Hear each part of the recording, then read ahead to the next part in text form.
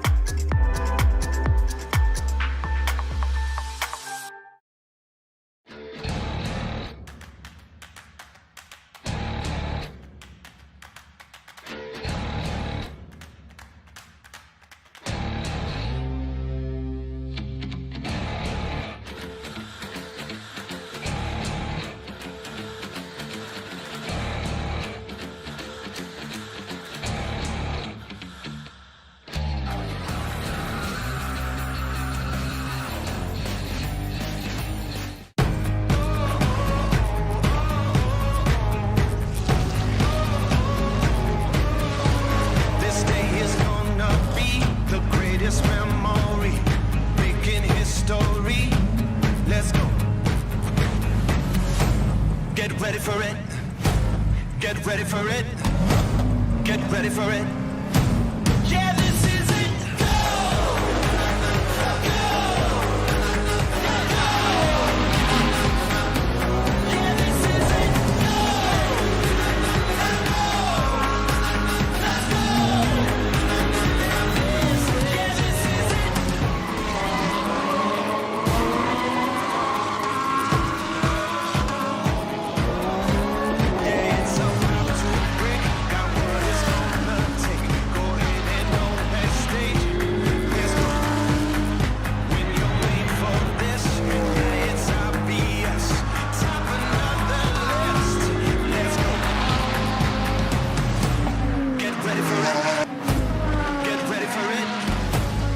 Ready for it.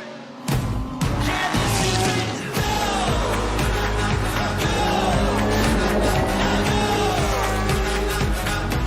Yeah, this is it. Go! Let's go! This is it.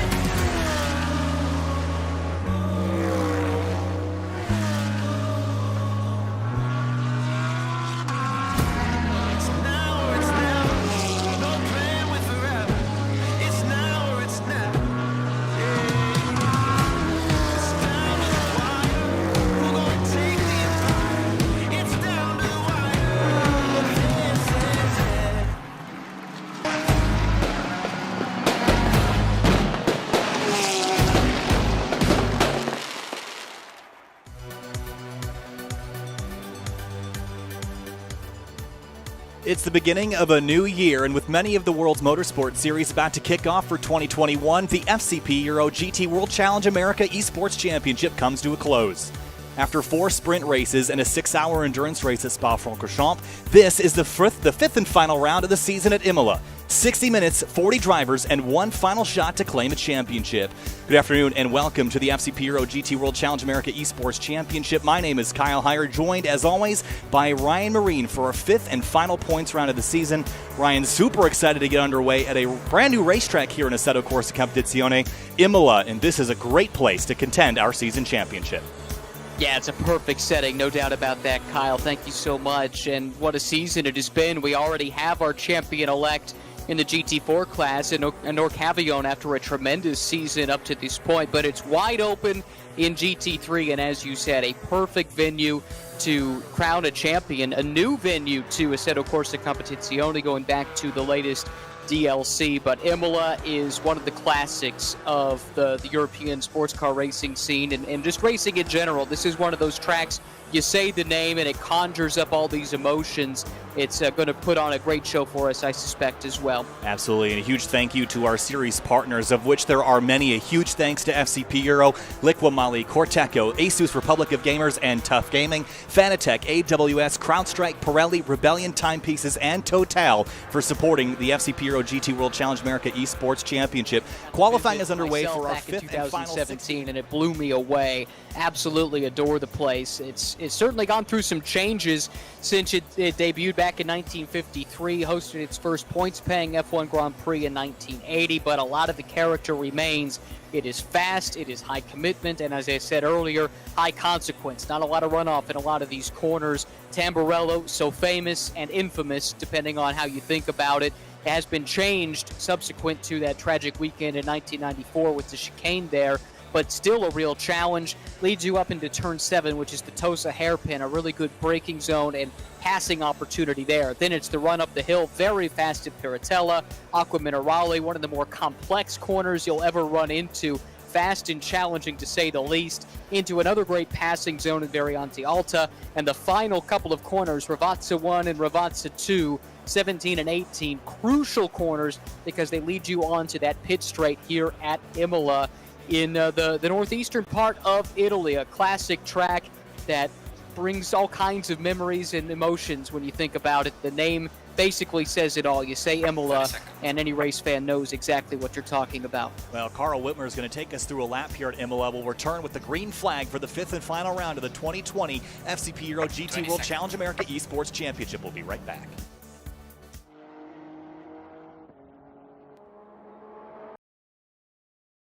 Down to Tamburello, but can he hang on in there on the inside line? Yes, is the answer, but only just. James Collado is next and off the road there. Look, it's the Mercedes number 4 being squeezed out wide. Maro Engel is off. He's the only one that is off. Everybody else comes pouring through. He's back on the racetrack. That could have been a whole lot worse. Tamburello was always going to be a pinch point. Surprisingly, only one in strife.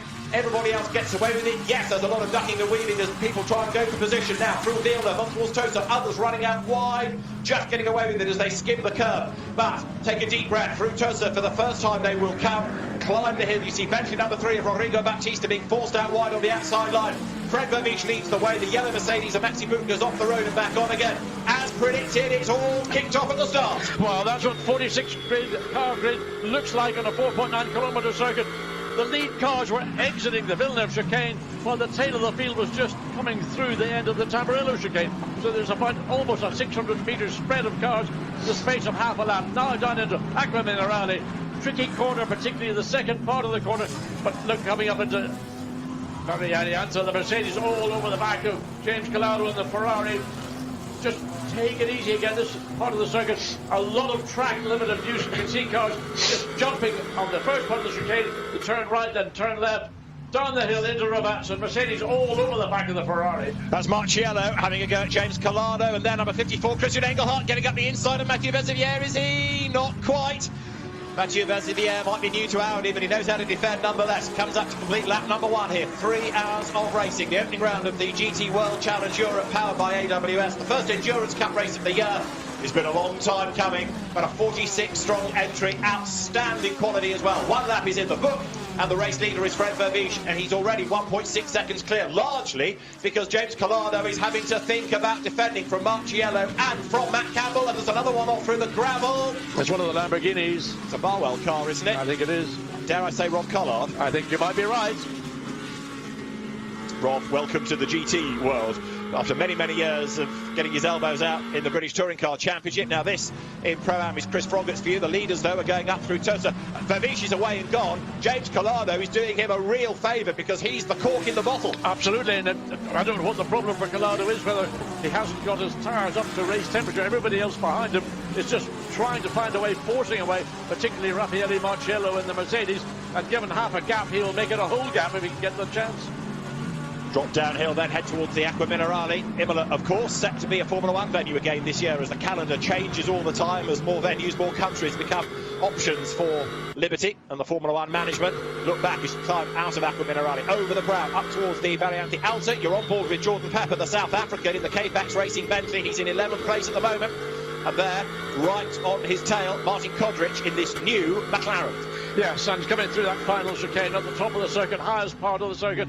Then you drop down into two-part Rivazza yet again. Marciello and the Mercedes really can't get any closer to the back of James Collado and the Ferrari. He will try and use the slipstream, but the Ferrari is quick in a straight line and gets off that final part of the Rivazza very well anyway. So whatever the problems that Collado had on the opening lap, I think maybe now the car is beginning to fire, getting those tyres up to temperature, up to pressure, and will maybe be able to keep Marciello and that attack that has been on them since the race got underway. So the leaders go through. Collado there putting a lot of effort through the Tamburello. You see just running a little bit wider than Raffaele Marciello behind him in that third place. Fourth still is Matt Campbell. Mathieu Vaziviere is fifth in the Audi, and sixth next to the Porsches, the Dynamic Motorsports entered car, Italian team in the hands of Christian Engelhardt. Seventh is the Lexus, Timothy Bure. Eighth, Miguel Molina's Ferrari. One of the drivers of which, incidentally, former Grand Prix racer Sergei Sorokin. Ninth is the Audi of Marcus Winkelhock, and Franck Pereira is 10th in the quicker Emil Frey racing Lamborghini. But the lead gap at the start of this third lap was 1.6 seconds, as right now Fred Vervish continues to get away. Yes, and of course that's allowing the rest of the field. Matt Campbell following behind in the Porsche, and then you've got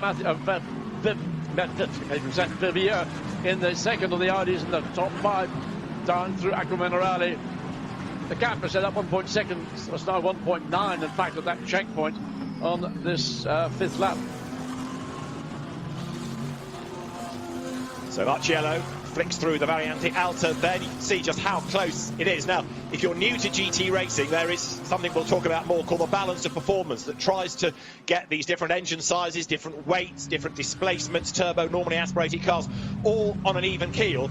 And it works very, very well. It therefore brings everybody to kind of the same pace.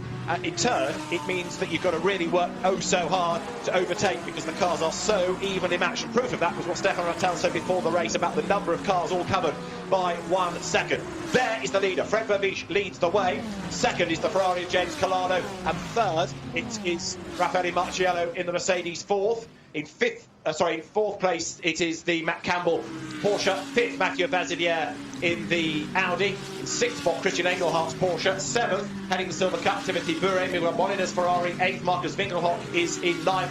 10th is Franck Pereira. You see the cars come streaming through. Now you've got not only the overall situation to factor into this, but you've got the Silver Cup, you've got the Pro-Am and the Am ranks as well. The leading Silver Cup car currently is the 15 Tech 1 Racing Lexus, Aurelien Paris, Timothy Bure, Thomas Neubauer. The leading Pro-Am entry is 93, which is the Sky Tempesta Racing Ferrari of Chris Froggatt, Jonathan Hui and Eddie Cheever.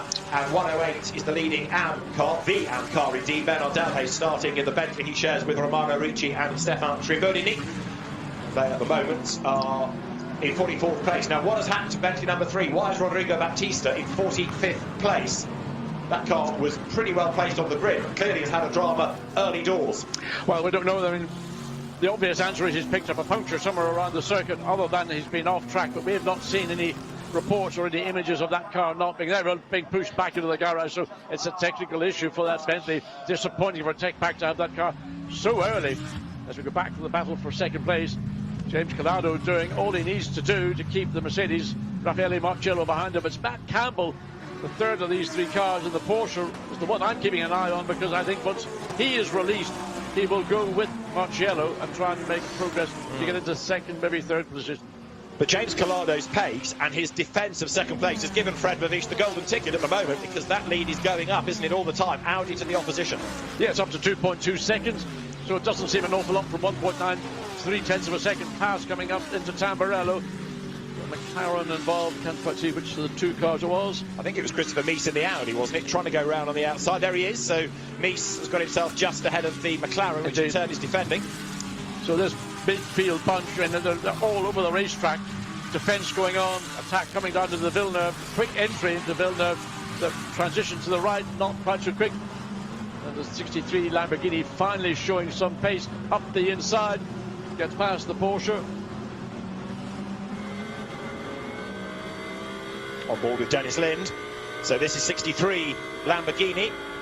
Dennis is way down in, can you believe it, 17th place. And part of the problem is this traffic jam ahead of him. He just can't find a way by. It's not the widest of circuits, but here's a place about to be gained. No, everyone slows. We've got a full course yellow potentially. And some are danger. responding and others aren't. Everybody coming down into Aqua Minerale, the Aston leading the group of cars into Aqua Minerale, hard on the brakes as the Lamborghini was lining up to try and make an overtake, and all of a sudden those behind realised what was happening and just managed to avoid tailgating the car directly ahead of them. So full course yellow we have had, and this is the reason why. It is number 44 Mercedes, which is Christian Hook out of Pro-Am, who's made a right mess of the exit of Rivazza. He's made a right mess of the tyre barrier, and the Mercedes doesn't look too hot anymore, which is a shame because it's one of the smarter liveries, but that has made it to the pits. But it's the track furniture, if you like, the barriers that need repairing and making sure that the circuit is safe before we can get things back underway. So Alain Adon, the race director, calls for a full course yellow here at Imola. Yeah, I mean, for the corner workers to get down to Tossa, the exit of Rivazza, get that damage done. Probably the barrier is not too badly damaged, but nevertheless, they have to be returned to the condition they were in prior to the incident. The Mercedes was very close to the pit lane entry, so it was a quick trip from the racetrack back into pit lane. But the team will have to go to work, and whether there's mechanical damage or whether it's just more superficial with bodywork, well, they'll find that out. So downhill, everybody pause. The full course yellow meaning that you go at the required delta speed rather than bunching up as you would under the safety car. It also gives the race officials the chance to get rid of the full course yellow and restart the race on short notice instead of having to have everyone circling around, catching the safety car and then the field being released accordingly. So as soon as the, if you like, furniture has been repaired, expect the race to get back underway. Sometimes, if it's a long period, the cars will go behind the safety car ready for a restart, but not always. So we'll wait and see what the race director feels. It rather depends how long this situation takes to clear. Yes, we didn't get a really good view of the damage to